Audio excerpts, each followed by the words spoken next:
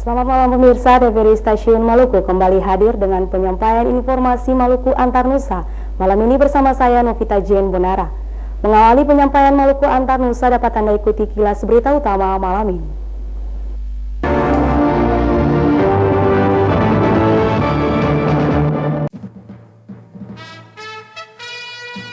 Khawatir ruang kelas ambruk, siswa SMP Negeri 1 Ambon terpaksa dipulangkan saat hujan turun. Distribusi bahan kebutuhan pokok antar pulau di Maluku lancar.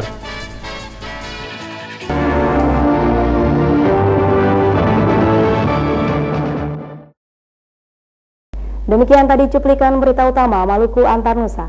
Kini kita ikuti berita selengkapnya.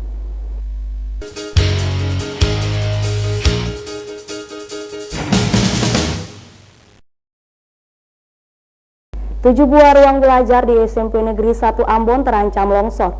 2 diantaranya tidak dapat digunakan lagi karena setengah ruangannya sudah tergantung akibat longsor Agustus tahun 2012 lalu.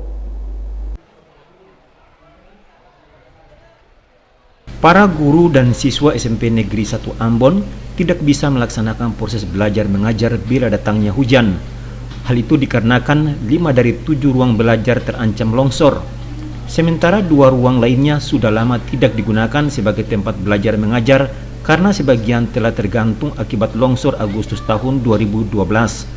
Kepala SMP Negeri 1 Ambon Nyonya Gertruida Pati mengatakan, seringkali proses belajar mengajar di sekolah itu berlangsung dalam kecemasan bila turun hujan.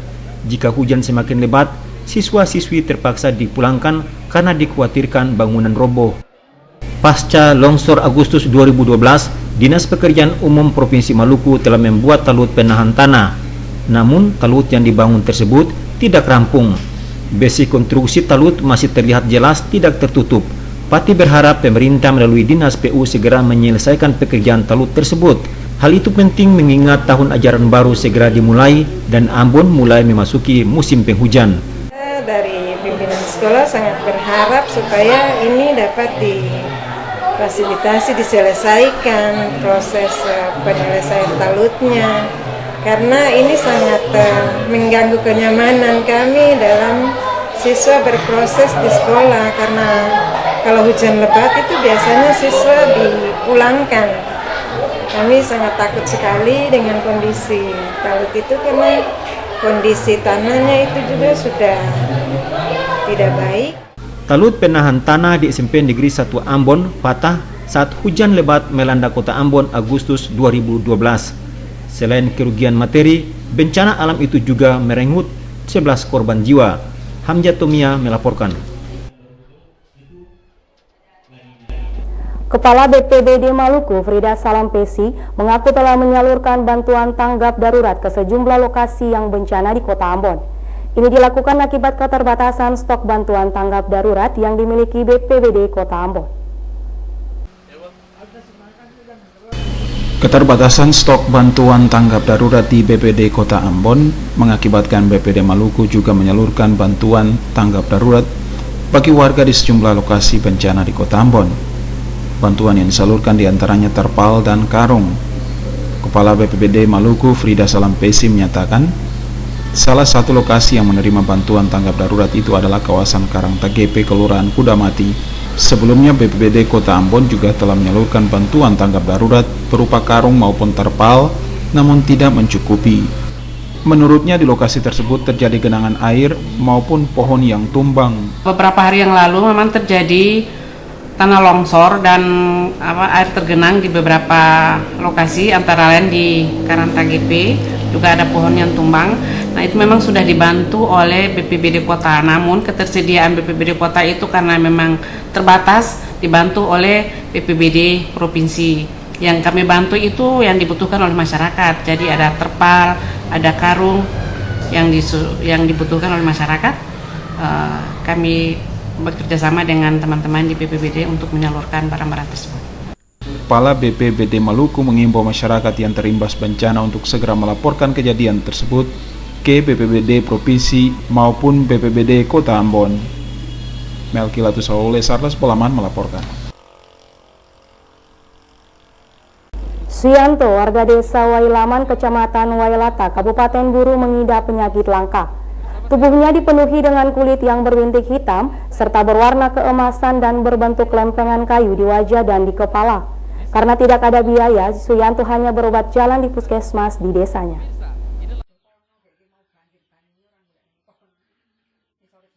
Seperti inilah aktivitas yang dijalani Suyanto sehari-hari. Tubuhnya dipenuhi dengan kulit yang berbintik hitam dan berbentuk lempengan kayu yang berwarna keemasan di bagian wajah dan kepala. Suyanto, warga desa Waileman, Kecamatan Wailata, Kabupaten Buru, yang tinggal dekat wilayah tambang Gunung Botak, mengidap penyakitnya sejak Maret tahun 2016 lalu. Pria berumur 48 tahun itu baru belakangan ini menjadi sorotan dan lebih banyak perhatian pasca video dan foto terkait penyakit yang dideritanya tersebar di media sosial. Pria yang berprofesi sebagai tukang bangunan itu sempat diperiksa oleh tenaga medis di puskesmas terdekat di desa itu. Hanya saja dirinya mengaku belum pernah dirawat di rumah sakit karena keterbatasan biaya. Selanjutnya Suyanto bersama istri dan kedua anak mereka hanya pasrah dan berdiam di rumah dengan pengobatan seadanya dari tenaga medis di puskesmas terdekat. Belum ada bantuan dari pemerintah Kabupaten Buru maupun Provinsi Maluku bagi Suyanto. Kalau rumah sakit terus terang saja belum punya uang lah, intinya sudah nggak punya uang. Memang waktu itu Pak Mantri Budi suruh koordinasi dengan dokter kulit katanya. Cuma saya sudah nggak punya uang dokter kulit, di sini kan nggak ada dokter kulit. Waktu itu juga di Ambon kan katanya belum ada dokter kulit juga. Saya pernah sampai jual motor, jual kulkas, tahu untuk biaya mau pulang, tadinya mau pulang ke Jawa. Kalau di Jawa kan saudara juga ada. Maksudnya itu kita minta bantuan sedikit-sedikit dari saudara, kan kita bisa masuk di rumah sakit, kita koordinasi di dokter kulit. Sampai di Ambon sudah beli tiket ini di sini online termasuk. Sampai di Ambon ada satu petugas, saya tanya, Bapak kemana Pak? Mau ke Jawa? Saya bilang enggak, di karantina dulu. Lah ada petugas suruh karantina dulu di bandara. Nah karantina di bandara, Bapak nggak bisa naik Pak katanya. Sudah Pak, saya tolong juga saya bilang. Yang penting saya bisa sampai ke Jakarta saja, ini uang saya ini pas-pasan. Yang penting sampai di Jakarta nanti ada orang jemput, saya bilang sampai di Jakarta. Kan niatnya pulangnya kan ke Bogor.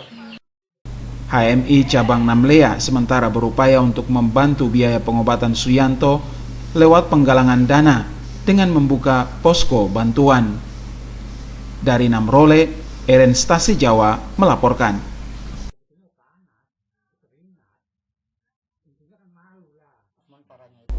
Sudah lebih dari seminggu distribusi barang termasuk bahan kebutuhan pokok ke sejumlah pelabuhan di Maluku berjalan lancar. Di Pelabuhan Slamet Riyadi Ambon, walau cuaca belakangan ini kurang bersahabat, namun kapal-kapal yang melayari antar pulau tetap diberangkatkan sesuai jadwal.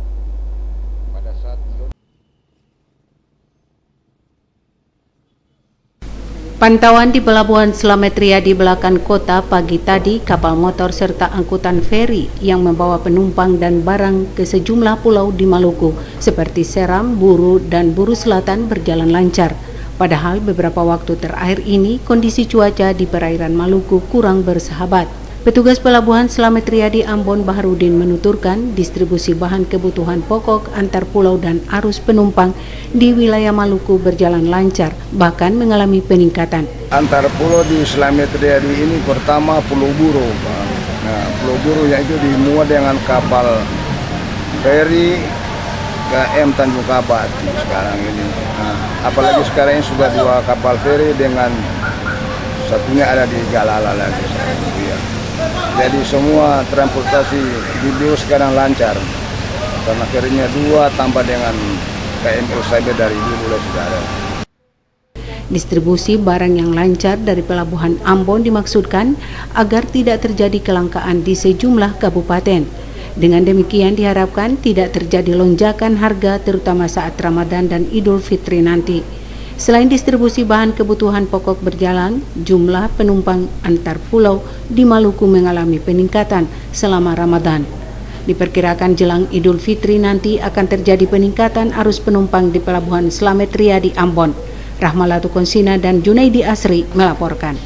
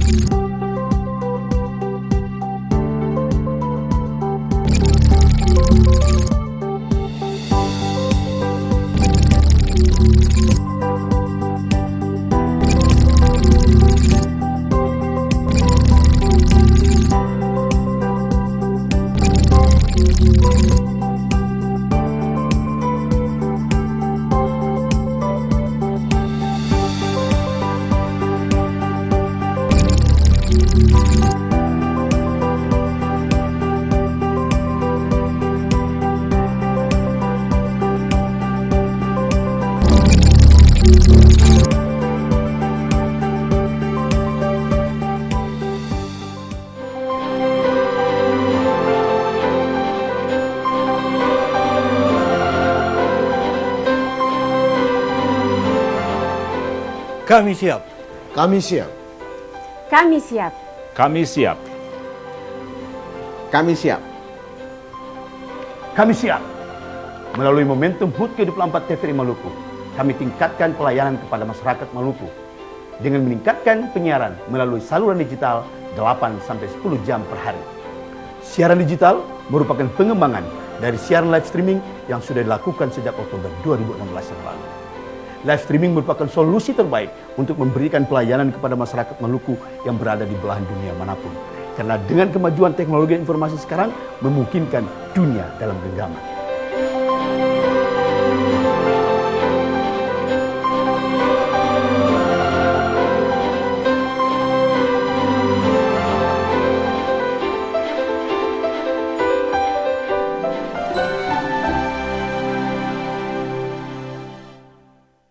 Pemirsa, kini kita beralih ke berita selanjutnya. Walaupun stok kentang di Pasar Mardika Ambon menipis, namun harga kentang masih stabil. Dipastikan dalam 2 atau 3 hari mendatang, komoditi itu akan masuk ke kota Ambon dari Manado.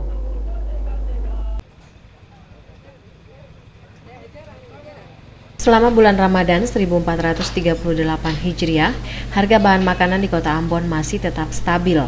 Hanya beberapa yang mengalami kenaikan harga, diantaranya bawang putih dan tomat. Kenaikan itu dikarenakan stok barang yang berkurang, sementara permintaan terus meningkat.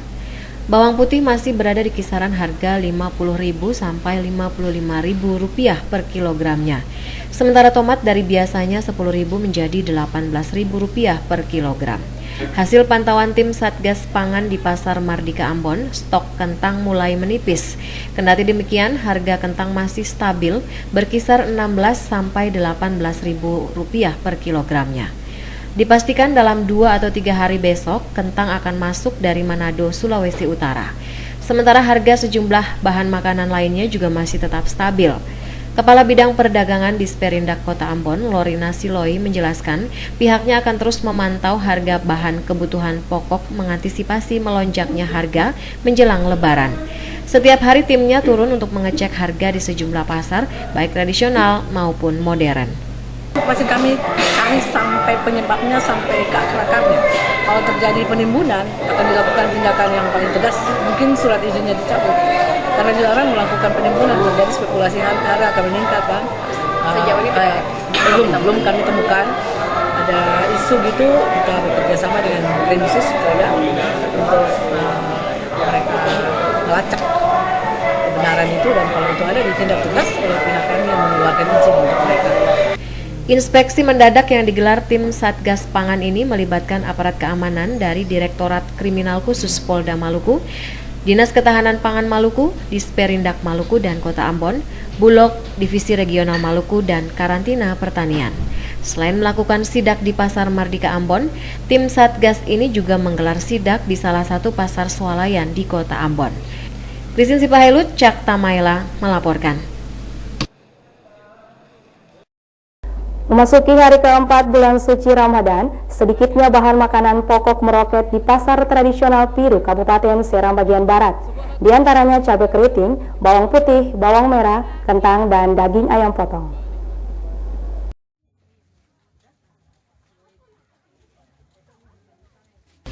Beginilah suasana jual beli di pasar tradisional Piru, Kabupaten Seram bagian Barat. Harga kebutuhan pokok mulai naik. Bawang putih yang semula dijual pedagang dengan harga Rp50.000 per kilogram meningkat menjadi Rp76.000. Bawang merah naik dari Rp45.000 per kilogram menjadi Rp55.000. Kenaikan harga juga terjadi pada kentang. Semula pedagang di pasar Piru menjual kentang dengan harga Rp20.000 per kilogram, kini menjadi Rp30.000. Cabai keriting yang semula dijual Rp72.000 naik menjadi Rp86.000 per kilogram. Sementara daging ayam relatif stabil dengan harga Rp36.000 per kilogram. Waode, seorang pedagang, mengatakan setiap bulan Ramadan, barang-barang di pasar Piru mengalami kenaikan harga. Ini disebabkan tingginya permintaan sementara pasokan berkurang. Kenaikan harga bahan kebutuhan pokok ini bukan saja membuat pembeli resah, pedagang juga resah karena daya beli masyarakat menurun. Warga di Piru meminta pemerintah Kabupaten Seram bagian Barat melakukan operasi pasar untuk menstabilkan harga. Dari Piru, Wahid Hukul melaporkan.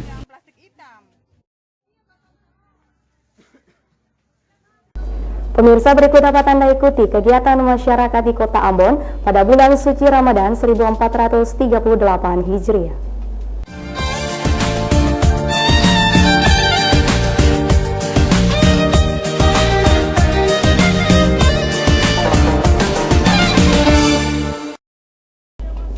Dalam mengisi bulan suci Ramadan 1438 Hijriah, pemerintah Provinsi Maluku akan melaksanakan safari Ramadan di sejumlah kabupaten kota di Maluku.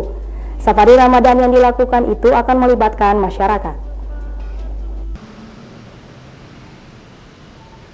Seperti tahun-tahun sebelumnya, kegiatan safari Ramadan akan kembali dilaksanakan oleh pemerintah Provinsi Maluku. Untuk tahun ini, safari Ramadan yang akan dilakukan pemerintah Provinsi Maluku tidak hanya terfokus di Kota Ambon, namun sejumlah kabupaten kota di Maluku juga akan menjadi lokasi kegiatan safari Ramadan pemerintah Provinsi Maluku. Hal itu disampaikan Wakil Gubernur Said Sahuburua. Menurut Sahuburua, sejumlah kabupaten kota yang akan menjadi lokasi safari Ramadan pemerintah Provinsi Maluku banyak: Maluku Tenggara, Seram bagian Timur, dan Maluku Tengah. Dalam kegiatan safari Ramadan yang akan dilakukan itu, pemerintah Provinsi Maluku akan melibatkan ormas dan masyarakat. Safari Ramadan itu akan kita mulai tanggal 1.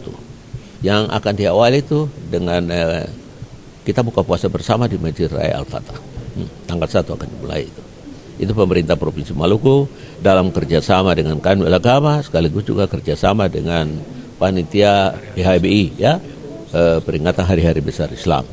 Ya, saya kira ini dalam rangka mempersatukan umat kita, ya, menjaga keumatan supaya kita bersatu, damai, kita jaga. Dan kita harus ini toleransi satu sama lain, ya.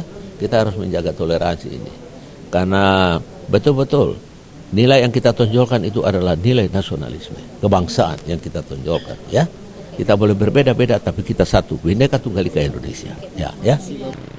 Mengawali kegiatan safari Ramadan 1438 Hijriah yang dilakukan pemerintah Provinsi Maluku, tanggal 1 Mei mendatang akan dilakukan buka puasa bersama dengan masyarakat yang dipusatkan di Masjid Raya Al-Fatah Ambon.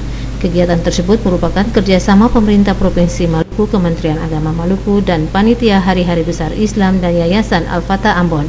Rida Raiman Hamzah melaporkan. Ibadah puasa Ramadan yang kini sementara dijalani umat Islam merupakan bulan refleksi dan kalesang diri. Melalui ibadah puasa Ramadan, diharapkan semakin memperkokoh ketakwaan dan kebersamaan umat Islam dalam merajut persaudaraan hidup orang bersaudara di daerah ini. Ibadah puasa Ramadan 1438 Hijriah yang dijalani umat Islam saat ini perlu diisi dengan memperbanyak ibadah. Selain itu, bulan suci Ramadan juga merupakan sarana untuk merefleksi dan kalesang diri untuk mencapai derajat takwa di penghujung Ramadan. Melalui ibadah puasa Ramadan ini juga diharapkan dapat memperkokoh keimanan dan ketakwaan umat Islam kepada Allah dan mempererat persaudaraan orang bersaudara di daerah ini. Hal itu disampaikan Ketua PHB Maluku Abidin Wakano. Menurut Wakano, bulan penuh rahmat, ampunan, dan maghfirah dari Allah ini perlu diisi dengan memperbanyak ibadah. Saya kira Ramadan ini adalah bulan refleksi, atau dengan tema besar kita yaitu bulan kalesang diri atau muhasabah, untuk kembali katong merajut persaudaraan hidup orang bersaudara di Maluku. Sekaligus juga mari para pemuda menggiatkan diri dengan hal-hal positif, tadarusan, kegiatan diskusi, kegiatan kajian, kegiatan seperti festival beduk dan lain sebagainya. Ada juga kegiatan misalnya penghafalan Al-Quran, tadarusan dan sebagainya. Saya kira mari kita giatkan diri seperti itu. Di tengah bangsa ini sedang dilanda oleh satu model-model polarisasi melalui medsos, hate speech atau hoax. Saya kira momentum Ramadan ini adalah momentum berbenah diri atau momentum kalesang diri, seperti itu. Ditampakkan Wakano dalam mengisi bulan suci Ramadan tahun ini, PHBI bersama pemerintah Provinsi Maluku dan Kota Ambon juga akan melaksanakan safari Ramadan di sejumlah lokasi. Kegiatan safari Ramadan yang akan dilakukan nanti juga melibatkan masyarakat. Selain safari Ramadan, PHBI Maluku juga akan melaksanakan festival beduk jelang Idul Fitri dan pemberdayaan masjid. Rangkaian kegiatan yang dilakukan PHBI Maluku tersebut merupakan bagian dari menyemarakan bulan suci Ramadan dengan kegiatan yang syarat dengan ibadah. Frida Raiman Hamzah melaporkan.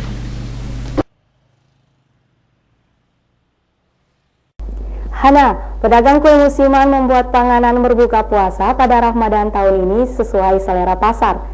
Beberapa kue buatannya yang ramai diserbu pembeli adalah kue lontar, risoles, dan pisang asar.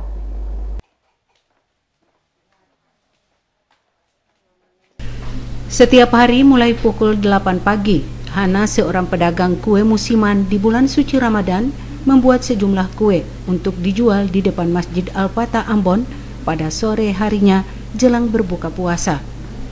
Kue-kue yang dibuatnya disesuaikan dengan selera pasar. Hana mengaku kue-kue yang dibuatnya senantiasa diserbu pembeli. Namun ada beberapa kue yang lebih laris dibanding lainnya, seperti pisang asar, kue lontar, dan risoles. Bahan-bahan yang dibutuhkan Hana mudah diperoleh di pasaran. Namun untuk menghasilkan kue yang enak dibutuhkan keahlian mengolah adonan hingga penyajian. Kue lontar umpamanya dibutuhkan perhatian dan kematangan dalam mencampur adonan, seperti telur dan susu serta tambahan sedikit tepung terigu. Lain halnya dengan adonan pisang asar. Kue yang satu ini sangat digemari orang dan sangat cocok untuk disajikan dalam acara keluarga atau umum, terutama saat berbuka puasa. Proses memasaknya dengan cara dipanggang dalam oven. Bahan dasarnya adalah pisang, namun tidak semua jenis pisang dapat digunakan untuk membuat pisang asar. Jenis pisang yang cocok adalah pisang raja. Pisang tersebut dioles kenari dan ditaburi bubuk kayu manis. Ini dimulai dari jam 8 pagi, jam 3 sore diproduksinya. Dan setelah jam 3 baru dikeluarin untuk dijual. Terus pelanggannya bagaimana? Ya, alhamdulillah lumayan banyak. Jadi makanan kami nih yang kami buat selalu habis. Iya, karena kami produksi sendiri. Rahmalatu Konsina dan Junaidi Asri melaporkan.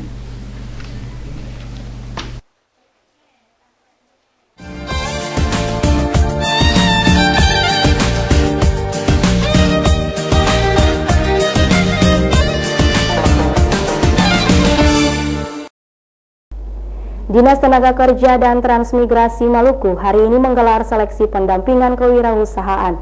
Seleksi tersebut diikuti belasan lulusan Diploma 3 dan Sederajat yang berasal dari kabupaten kota di Maluku.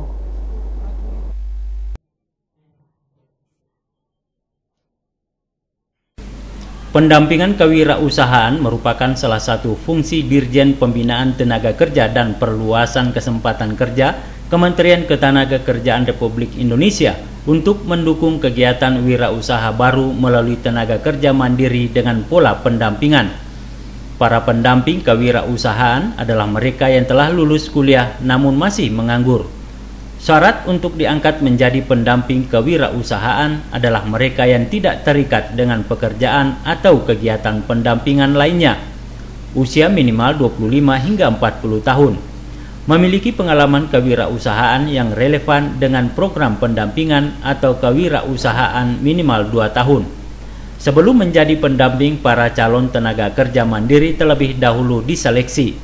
Tujuannya untuk menjaring calon pendamping sesuai dengan persyaratan atau kriteria yang ditetapkan. Untuk memastikan proses rekrutmen dan seleksi berjalan secara sistematis, transparan, jujur, dan adil, pelaksanaan di tingkat provinsi maupun kabupaten kota dilakukan sesuai standar yang ditetapkan Dirjen Pembinaan Penempatan Kerja dan Perluasan Kesempatan Kerja Kementerian Ketenagakerjaan Republik Indonesia. Mereka yang lulus seleksi di tiap provinsi akan dikirim mengikuti pelatihan di Lembang selama 5 hari. Untuk tahun 2017, Provinsi Maluku dijatahi 8 orang. Sekretaris Dinas Tenaga Kerja dan Transmigrasi Maluku, Mon Marlisa, mengapresiasi kegiatan pendampingan kewirausahaan tersebut. Menurutnya, kegiatan ini berpengaruh dalam menekan angka pengangguran di Maluku. Dirinya berharap ke depan kuota untuk Provinsi Maluku dapat ditambah oleh pemerintah pusat. Sementara itu, Kepala Bidang Pentalatat Dinas Tenaga Kerja dan Transmigrasi Maluku, Ratna Kumala Sialana, mengharapkan para peserta mampu mengikuti seleksi dengan baik sehingga melahirkan para tenaga pendamping yang berkualitas. Bagi mereka yang lulus seleksi diharapkan dapat membantu meningkatkan dan memajukan kelompok usaha di mana dia ditempatkan. Ongen Limbah melaporkan. Jasara Harja Cabang Maluku melakukan sosialisasi terkait kenaikan santunan korban kecelakaan penumpang umum dan korban kecelakaan lalu lintas jalan Senin pagi di Ambon. Namun diharapkan kenaikan santunan itu tidak menjadi pemicu meningkatnya angka kecelakaan lalu lintas.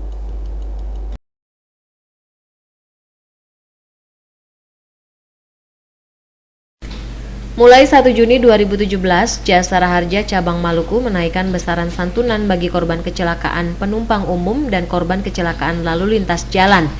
Karenanya, Jasara Harja terus melakukan sosialisasi kenaikan santunan itu di seluruh Indonesia, termasuk Maluku.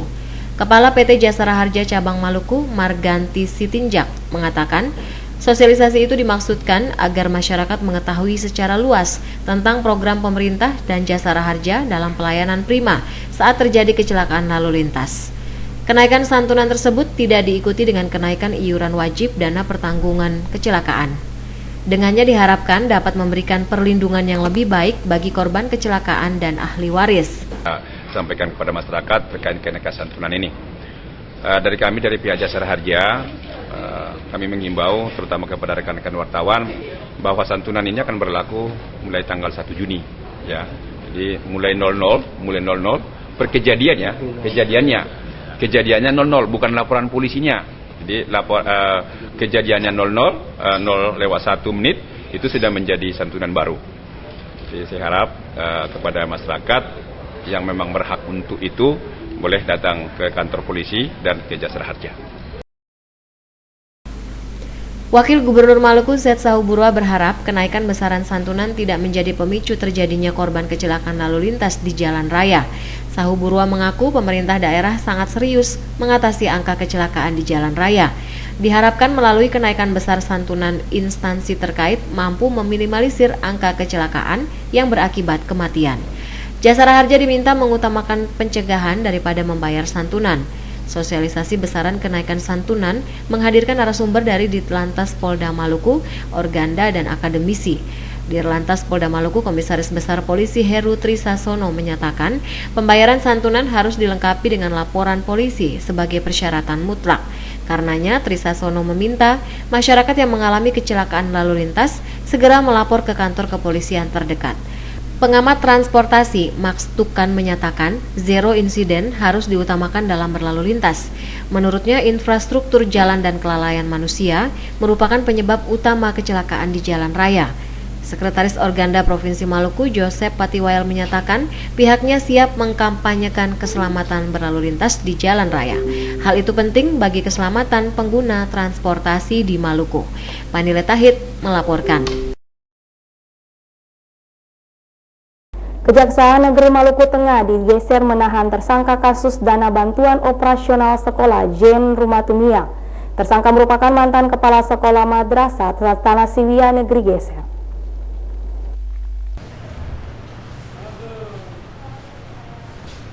Sebelum ditahan, tersangka kasus korupsi dana bantuan operasional sekolah Madrasah Sanawiyah Negeri Geser Jen Rumatumia diperiksa tim penyidik Kejaksaan Negeri Maluku Tengah di Geser di kantor Kejaksaan Tinggi Maluku.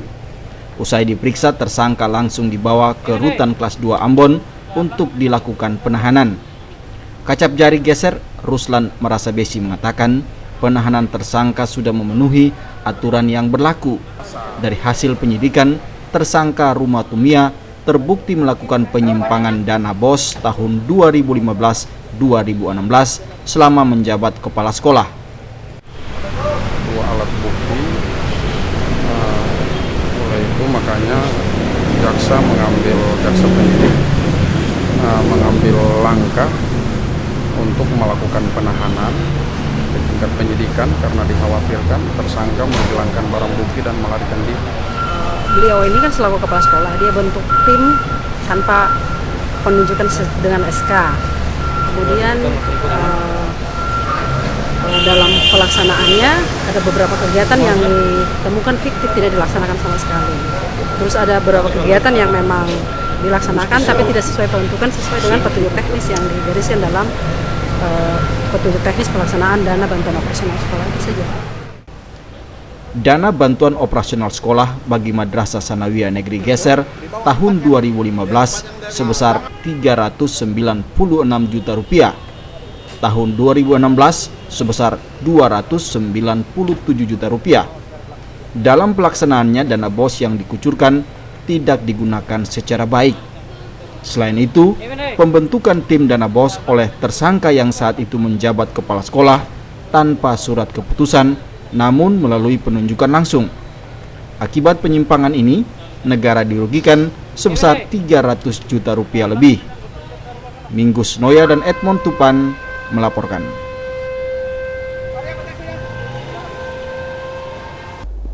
PLN Area Masohi memastikan selama bulan Ramadan pasokan listrik tersedia hingga Hari Raya Idul Fitri.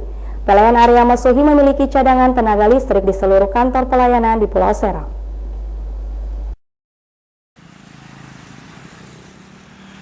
PLN Area Masohi siap melayani kebutuhan listrik masyarakat khususnya saat bulan Ramadan.